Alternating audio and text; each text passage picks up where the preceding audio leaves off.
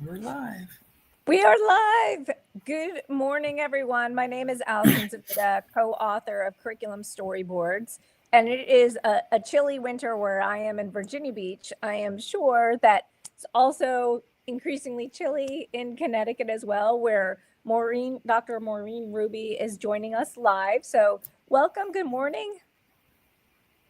Good morning. Thanks for having me, Allison. I'm very excited to share another way that we're using curriculum storyboards here personally and at Sacred Heart University in Fairfield.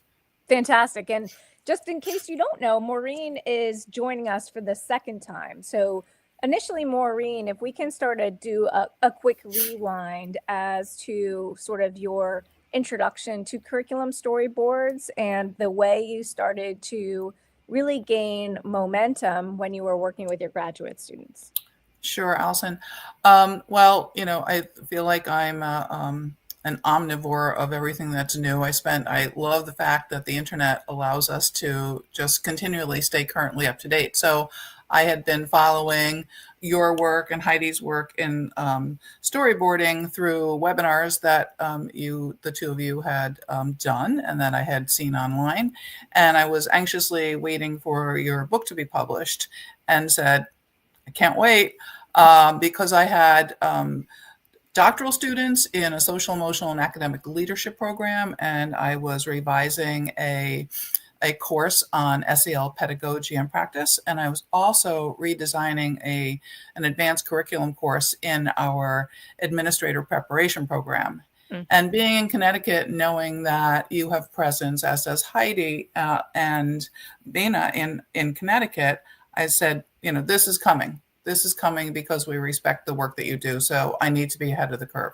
So I incorporated the work that you folks had done into these two courses, and it was so well received.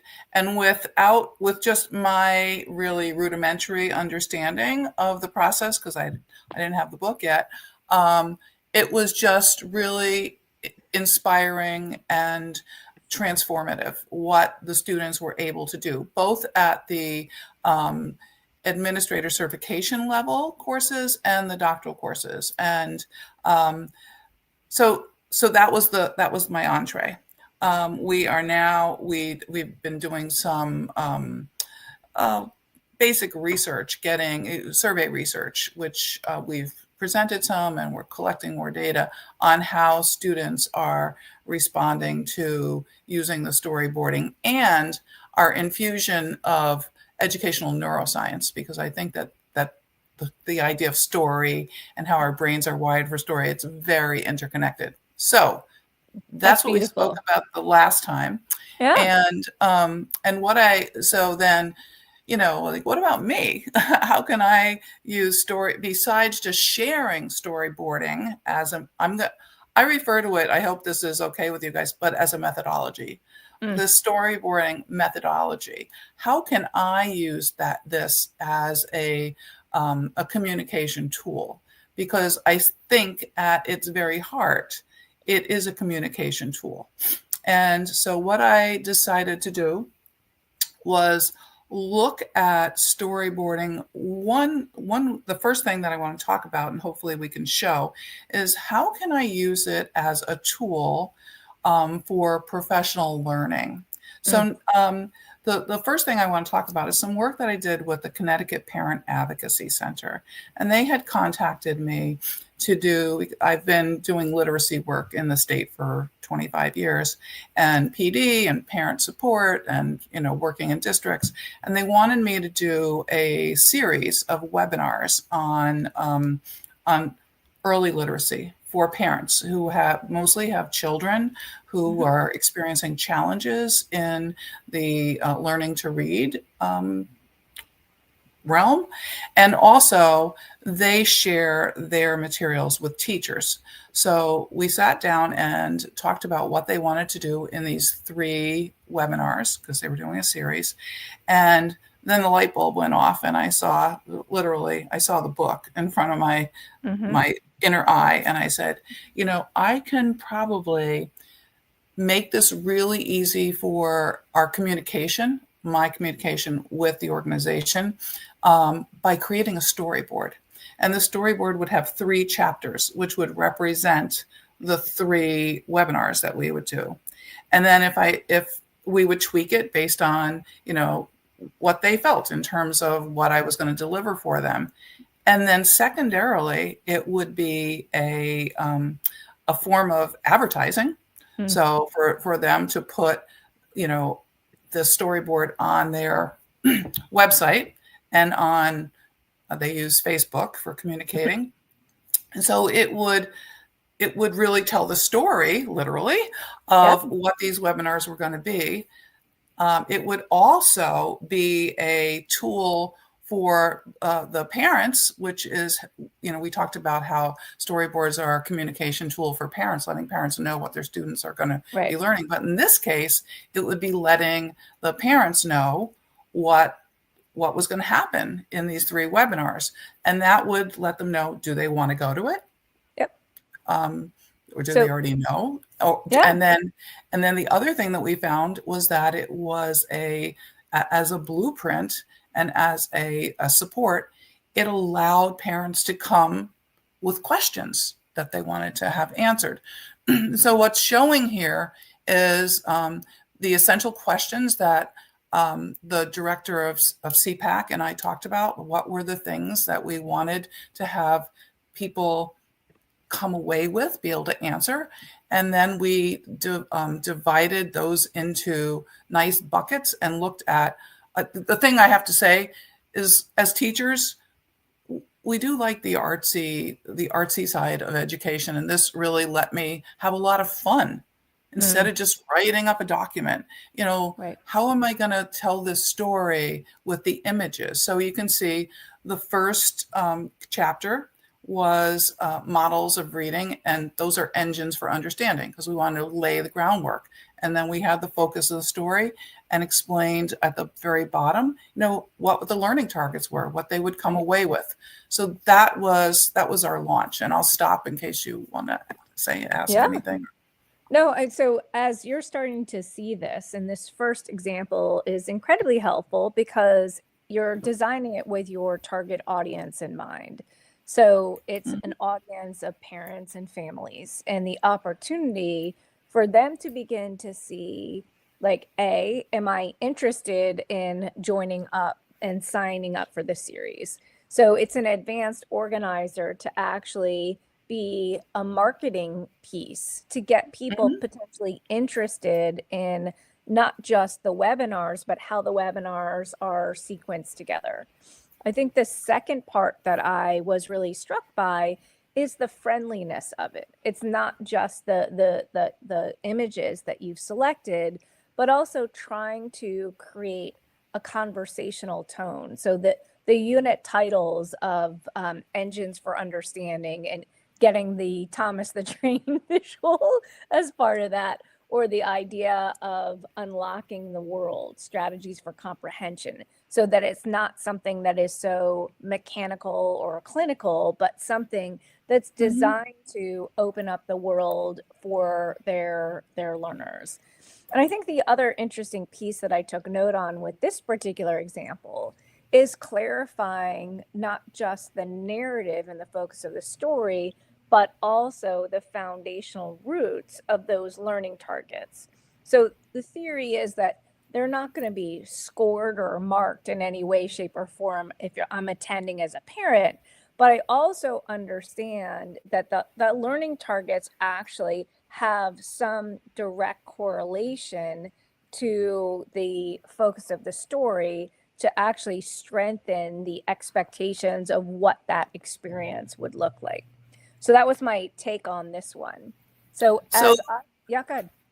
The other thing is, and this is important because we can bird walk when we, do this. My former dean called it intellectual ADHD.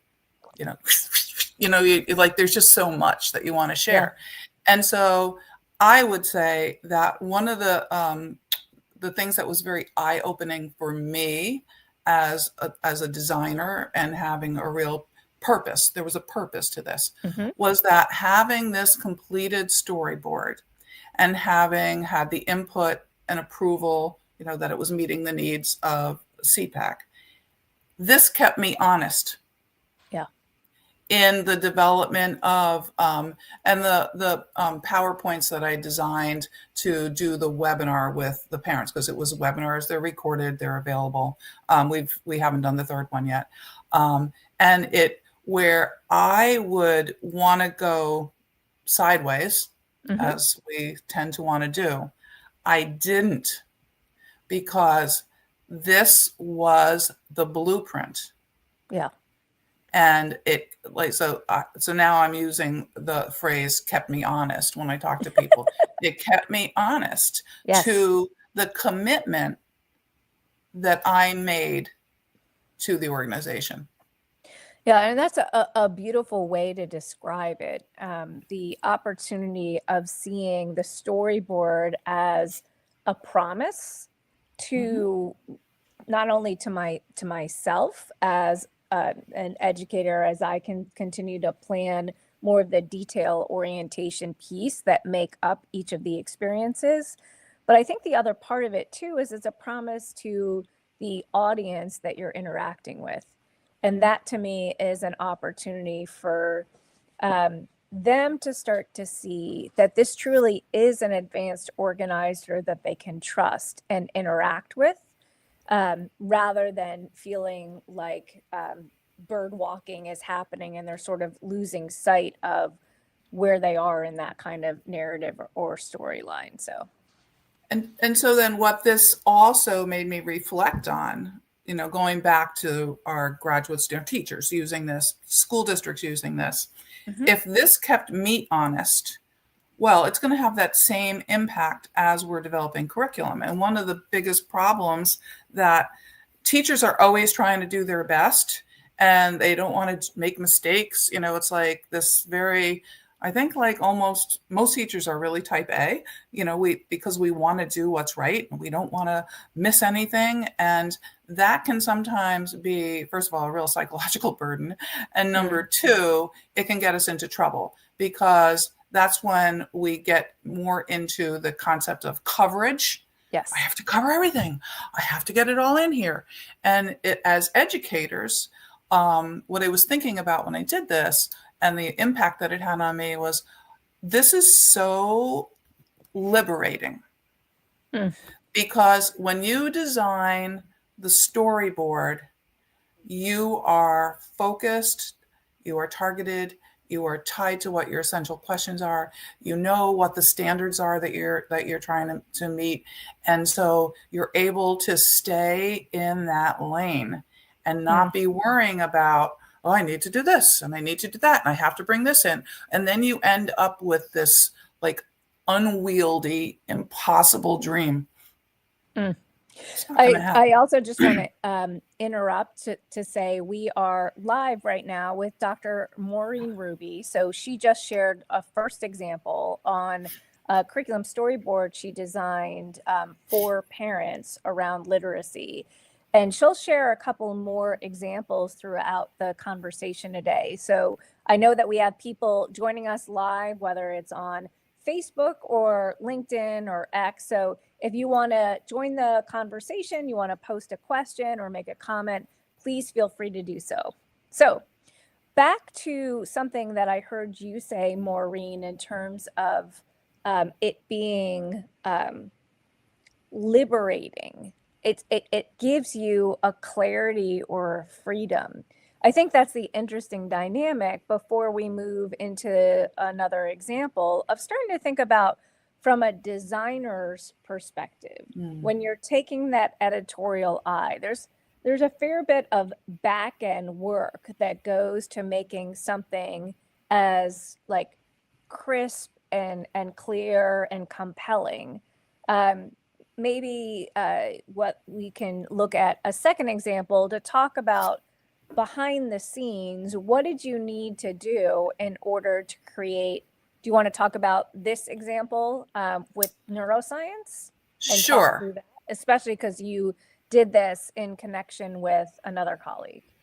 Yes. And so my colleague, Kim Hellerick, who is also at the university, She is the program director for our certification programs for administrators, and she was the one who asked me to. True story. She asked me to teach if I could teach this advanced curriculum course, and I'm like, "What's advanced curriculum? Do we have unadvanced curriculum? I mean, what does that mean?" And joking around, and so I said, I've learned, don't just say yes. Make sure you know what you're getting into.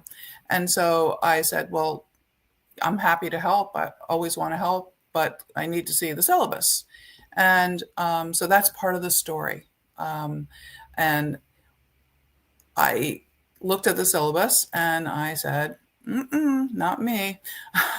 I'm not teaching this course the way it is, because the background to it was that I had come back into higher ed after being an assistant superintendent of schools, where I had in my portfolio, HR responsibilities, curriculum assessment, instruction, grants, whatever, everything but the kitchen sink. And I did a lot of most of the final hiring of faculty. And so when I looked at what was in this course, I was like, oh my goodness, when people get these advanced degrees, then they get paid more. And parents have to pay taxes in Connecticut. We're tax-driven school systems. And what's the return on investment? So to design this course and to design the storyboard for the course, which is you're seeing something else, which I'm going to get to. I had to think about, what is it that these faculty members need to have in terms of advanced curriculum that's going to provide a return on the investment for the taxpayer and affect the proximal target, which is teachers, because these are administrators, and the distal important target, which is the students. Right. So I said, no,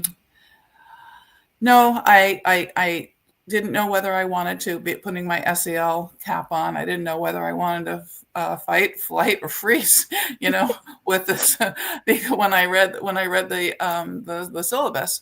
And so this is a story, and it says so on in the first column. This is a story of how two professors, after mindful breathing, emotionally regulating, and then collaborating, were able to transform this course. Now, who was the audience for this, I think, is important.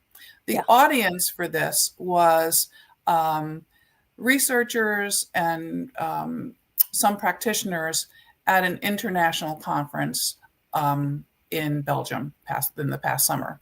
And so I wanted to use the storyboard. This was an experiment because it was going to be, I love poster presentations, because you can sometimes get really lucky and somebody comes to your poster where you learn more than they learn. I'm sorry, just you want to learn. Right. And that's a real win, right? And I said, so if we think about the neuroscience behind the storyboard and the concept of narrative, if we presented this story of what we did, instead of all the data and all the scientific stuff and all about neuroscience, people are going to learn from the poster what we did. But if we create the poster as a storyboard, it will most likely be more engaging than your typical research poster. And it will get people talking.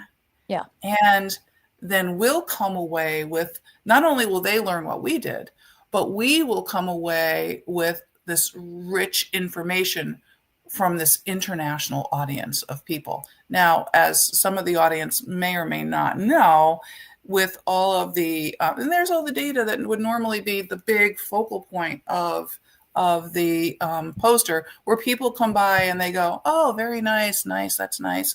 And it's just too much stuff on the poster. But when we had the storyboard on the top and we were able to say, this is a storyboard, we want to tell you the story of what we did. Then once they knew the story, they wanted to see the information on the bottom. So it was magical. Yeah, I mean, I think in this particular example, the storyboard provided a context or a frame of reference to actually be intrigued with what the data is starting to reveal, as opposed to just the data being front and center. And the backstory is your oral conversation about a narrative. Because I think that's another interesting part of this is that sometimes a curriculum storyboard in its written form is fundamentally based in oral storytelling that's Mhm. happening as a live experience. So really starting to step back and think about in what ways can I take something that I'm generally already doing and lay that out and then have an opportunity to edit it, to hone it, to make it clear and accessible and compelling, not just to an individual or a small group that I might be talking with, but actually to showcase that to create some narrative or through line that actually get people more intrigued with the information, with the task, with the data in this particular example. So I think that's just really important that you highlighted. And so the what was interesting, what Kim and I experienced at this, so there were the majority of the people there did speak English because people in other countries speak English, but it wasn't necessarily their obviously their strong language. But because we weren't up there like talking heads who did all this stuff, because we weren't focusing on the data was the proof of the story. Right. People from different countries who were there whose English may not have been as fluent as the native speakers were able to follow the story. Mm-hmm. Okay. And I got emails. I got more emails from that presentation than any other presentation I've ever given over the past 30 years. And from different places. And people, I had one email from a woman in Israel who wrote and said, I just loved your story. Will you share this? Because I had said that I would share the syllabus that we developed and whatnot. You can have anything I made, you can have. Um, and she wrote, and I thought it was really telling. She goes, I loved the story. Yeah. And you said you would be willing to share your, XYZ, could you send that to me? Can we, schedule a Zoom meeting, blah, blah, blah. And so I had contacts from people from across the globe. And of course, I told them, and you should get this book, and then you can do this too. Um, but yeah, it was such a positive experience that was our experiment, Right. and then I So went with it. yeah, and as we start to look at another example, I just want to circle back on something you said a moment ago in terms of the reception of this particular prototype. You took a flyer for the first time in designing a storyboard to get accepted into a conference. So once you started to see that initial impact of that first example, how did that sort of shift your approach in securing what is highly competitive international conference spots? Well, we both Kim and myself took away from that, like, this is magic. Okay, this is magical. It's universally appealing. And then for people who do presentations and you have to submit and go through peer review and whatnot, writing about the the presentation would be done in a narrative form, supporting a narrative format in a storyboard, and then giving a couple sentences about why and what the outcome would be. They're accepted because, number one, it's like people understand the way the brain works and who are looking at these papers usually. And it's compelling. Mm. And let's see, for this one, it wasn't this one, but the next one that we're going to say, the reviewer actually wrote back to me and goes, I want to come to this, because it sounds so interesting. The person who was in charge of the review. But the one that do you want to see stay with this one, because this one's Okay. there's a different story with this one. Perfect. All right. Okay, So let's tell the story of this one.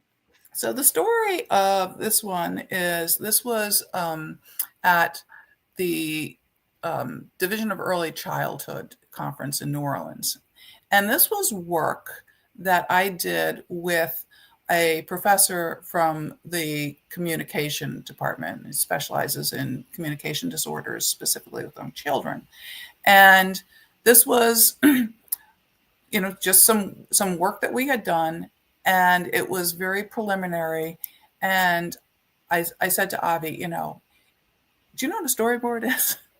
And he was like, whatever, tell me. And so I explained it to him, and I said, rather than doing a paper presentation, I think we can submit this work as a storyboard, because this is so preliminary and we can learn a lot. Because what I was starting to say, now when you go to these conferences, everything is digitally, and you can actually review the posters and everything before you go and create your own little, daily dance card of where you're going.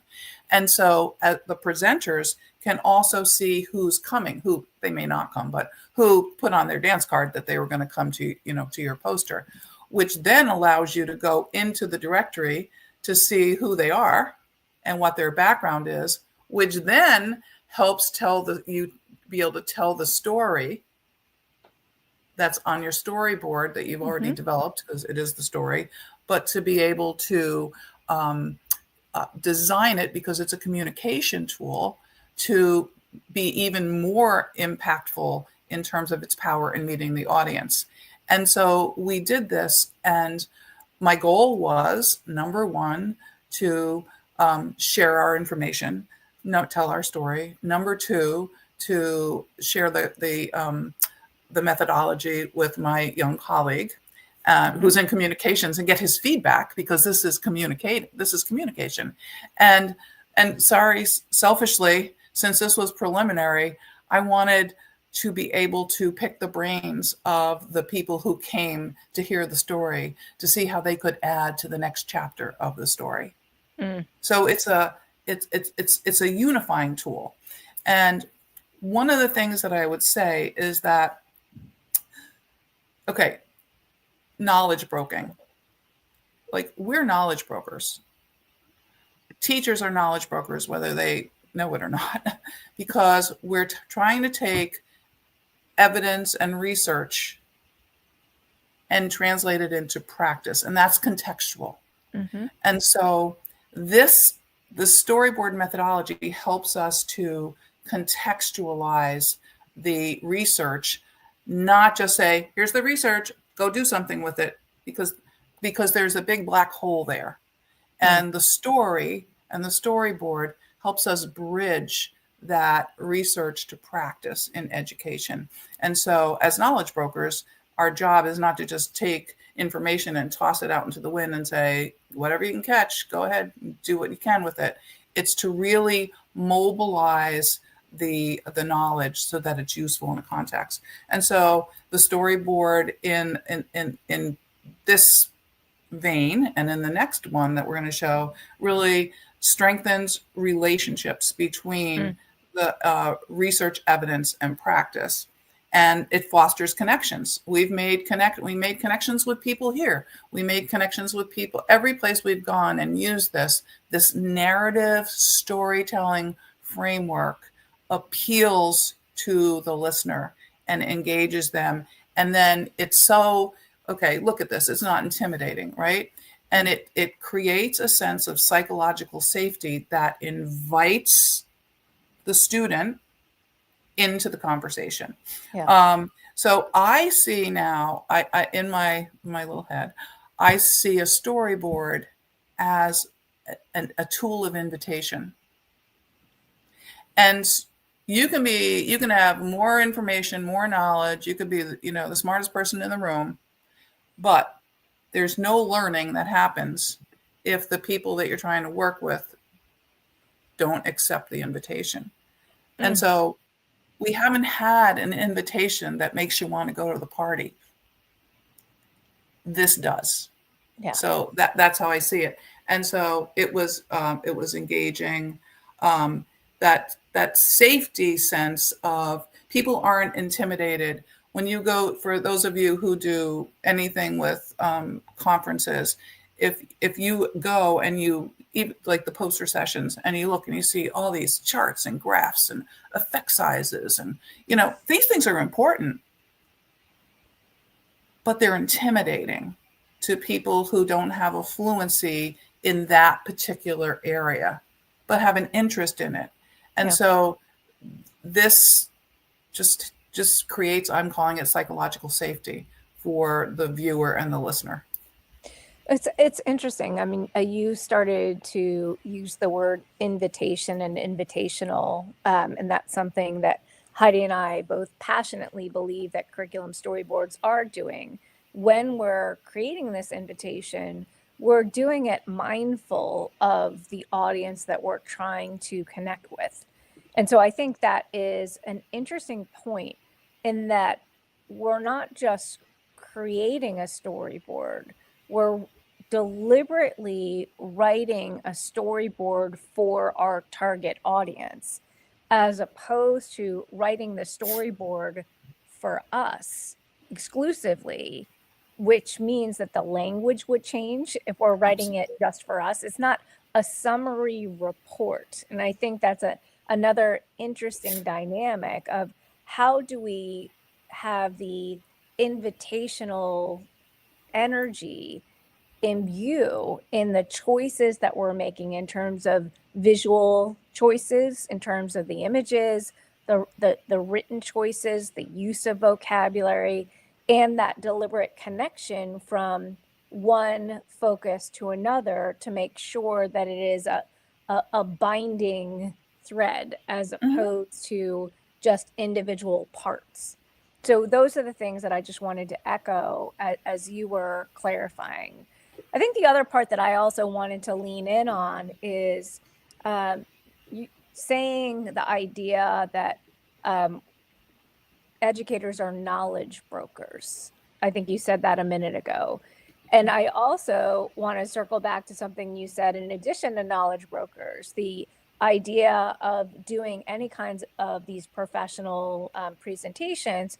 You want to learn from people, even though you are the ones that are featuring the work that you've done.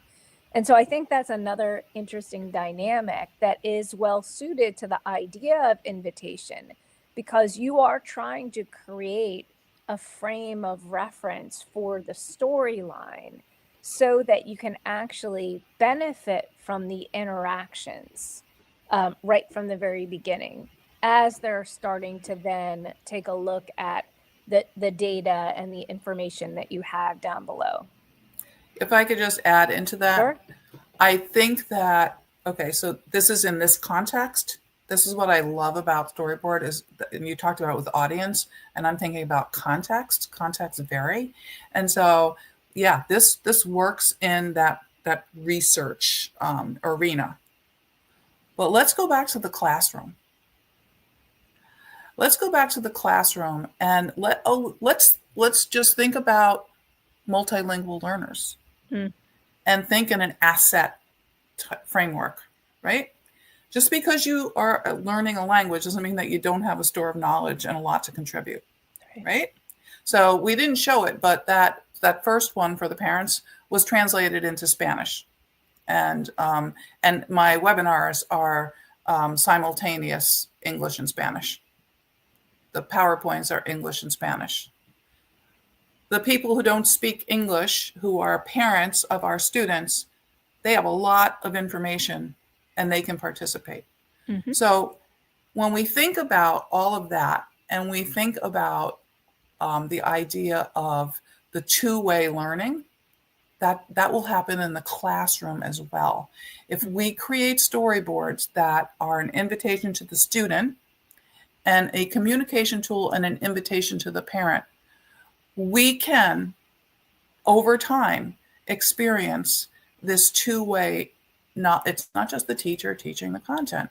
It's going to be kids bringing their experiences, their background knowledge into the experience. Parents getting involved as well. And then that was one of the things that I loved. I'm just going to tell you how simple I really am. When I was a kindergarten teacher, I used to come home and be like, oh my God, you won't believe what I learned about worms.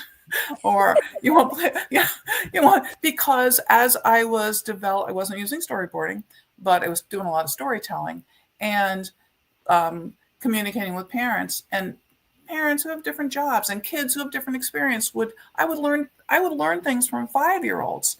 And I think that's something that we can get back to if we're not already doing that. Inviting the community that we're with, our classroom community and our parent community, into the conversation. And then we as educators can learn. And that's when it doesn't get stale. We're iteratively, we're evolving. The storyboard helps you to evolve. Right. And I think that's another interesting dynamic about keeping the vibrancy. So sometimes a curriculum storyboard can go stale if it's not, if it doesn't have that level of interactivity with the learners, whether your learners are conference goers or parents or kindergarten students. So I think the other interesting dynamic is that interaction can continue to sponsor new ideas. The curriculum storyboard may stay stable for a bit, but there is enough room for people to actually interact and engage with their own questions or areas of fascination. And sometimes a curriculum storyboard evolves in real time. So the story so far actually may mean that we might make a change or two as we're moving through based on the interest and the energy that's happening in that room. And I think finally, the opportunity of continuing to revitalize or refresh it based on the connection learners had in relation to using that storyboard as guidance. So some of what was happening on your poster presentations was starting to take a look at some of the open-ended feedback and some of the data points that you were interested in, which then potentially gives an impetus to say, what do we want to do more of or less of? Where might we actually want to extend this particular experience into something more significant or adding a second course? All of those things are based on the respect and the interaction with the group of audience members that you were targeting. Okay, so I'm following up on what you said. I wasn't planning on getting into this, but I will now.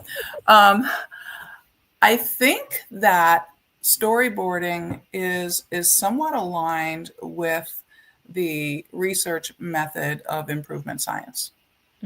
And if you're not somebody who's, you don't need to know about improvement science, but it's a methodology for going in and trying to improve a situation. So you need to know what's the context. So what you said, with the evolution and the revision, the expansion, you can use whatever verb you want of a storyboard. So you plan the storyboard, you implement it, you do it. So you plan, nothing's ever perfect. We need to get over that part. And then based on the input of your stakeholders, your community, whoever you're working with, you get feedback. You have to be open to that feedback and not take it as criticism, but take it as constructive feedback. Take it as wow, I'm really glad I learned that.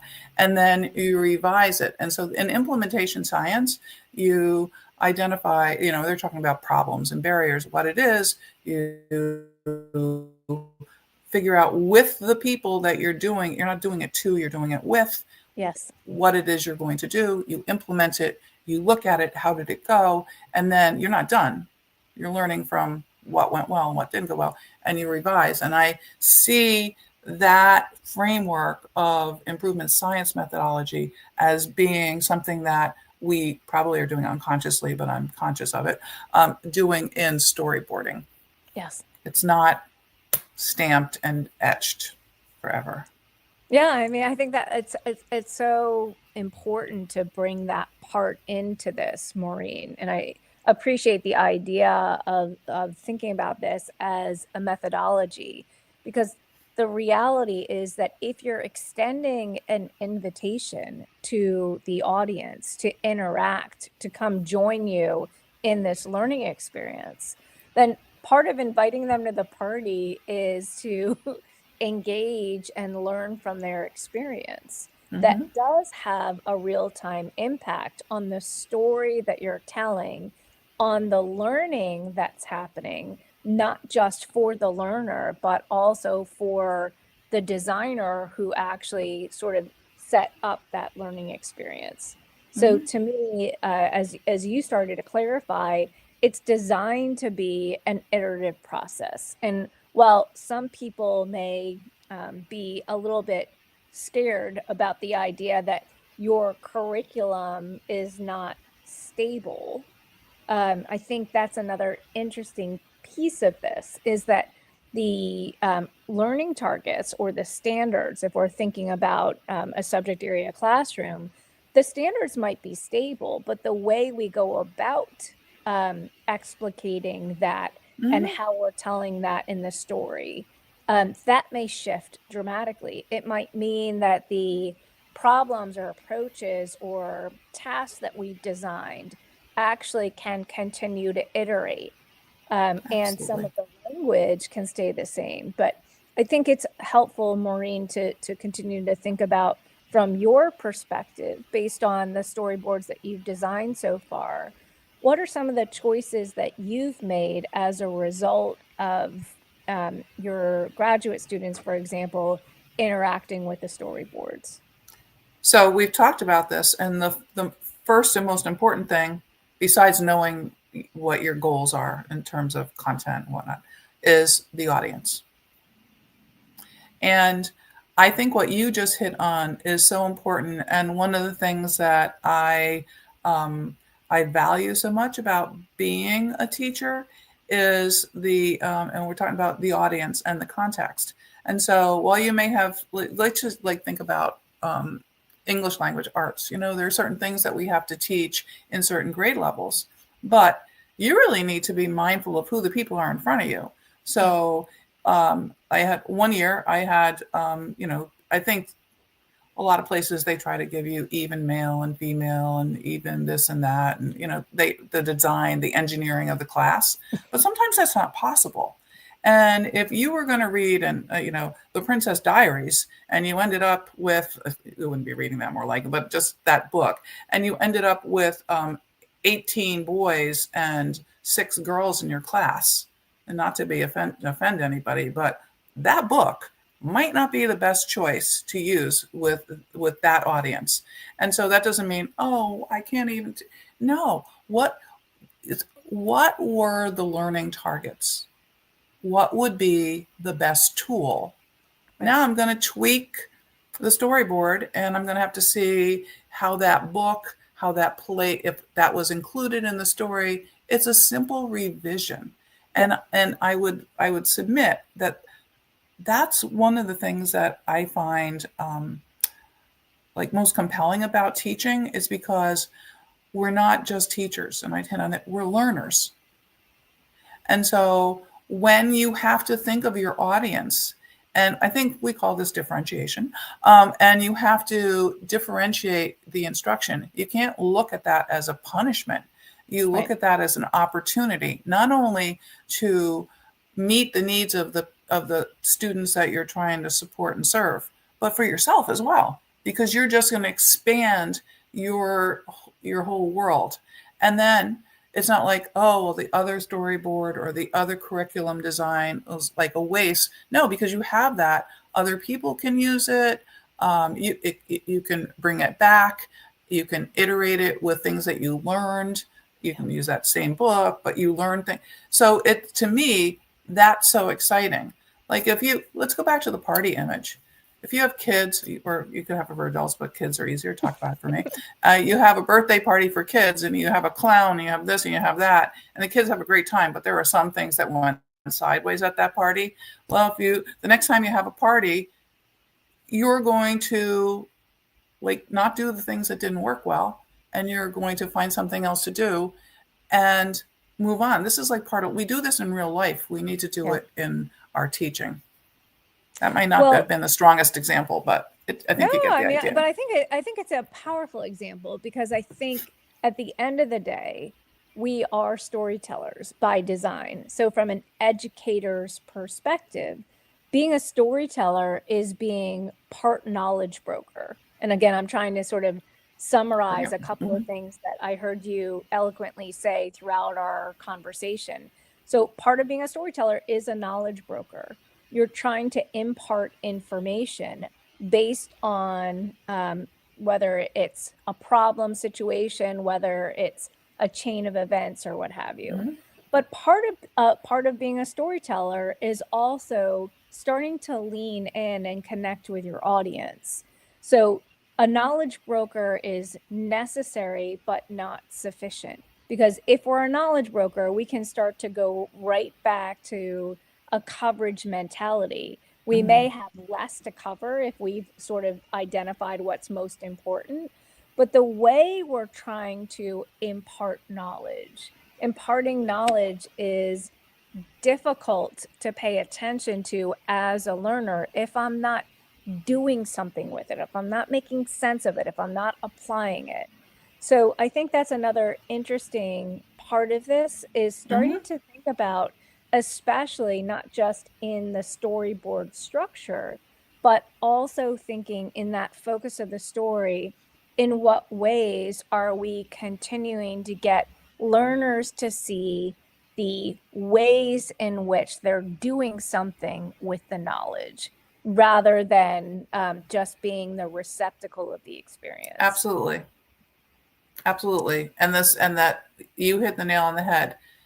Telling the story and bringing the folks into it.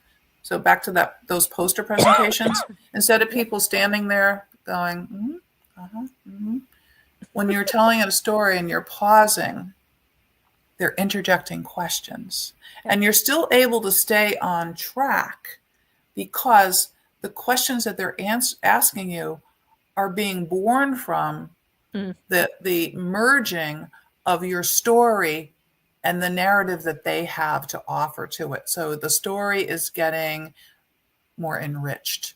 Yes. I haven't had experience where people are like, you're talking about Hansel and Gretel, and they start talking about, the Emperor's New Clothes. No, they're enhancing that Hansel and Gretel story, so to speak, because they came there for a reason. They either want to learn more or share. And so you've built a community that's working together. Yeah.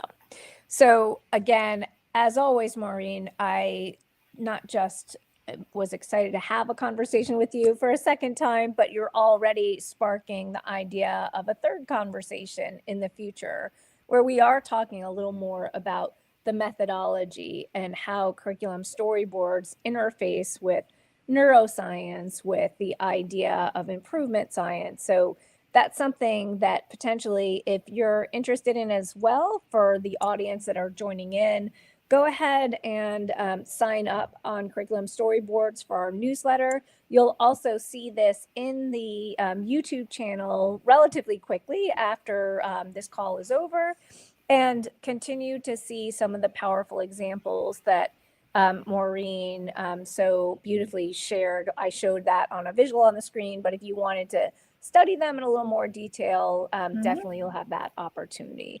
But as always, Maureen, it's just been such a joy spending time with you. Oh, thank you. I am most appreciative, number one, for your work, because you've made this happen for me. And number two, your graciousness in allowing me to share what I find to be exciting with you and others. So thank you very much. That's right. And this is the story so far. So the work that we continue to do on Curriculum Storyboards continues to become stronger because of the interactions in the community that we're building. So continue to reach out to us and let us know what other questions you have. And like I said, we will continue our story and our journey together. So thank you. Thank you. Bye-bye.